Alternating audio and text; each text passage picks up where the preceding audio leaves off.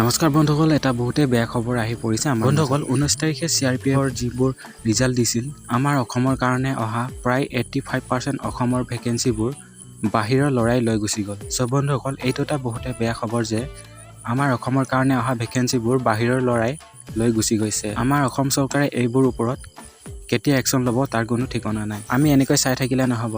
হাতে কামে লাগিলেহে আপোনালোকে চাকৰি পাবলৈ সক্ষম হ'ব, নহ'লে কেতিয়াও চাকৰি নাপাব। চব বাহিৰৰ ল'ৰাই লৈ গুচি যাব। এই ৰিজাল্টটোত অসমৰ ল'ৰাৰ নামেই নাই। চ' বন্ধুসকল, নেক্সট বাৰৰ পৰা আপোনালোকে নিজে সজাগ হ'ব লাগিব।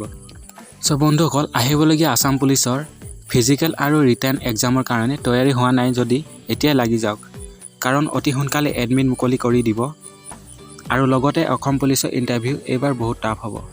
চ' বন্ধুসকল, আজি ভিডিঅ'টি ইমানেই। যদি ভিডিঅ'টি চাই ভাল পালে তেনেহ'লে ভিডিঅ'টিত লাইক এটাৰ লগতে চেনেলটো ছাবস্ক্ৰাইব কৰি দিব। ধন্যবাদ।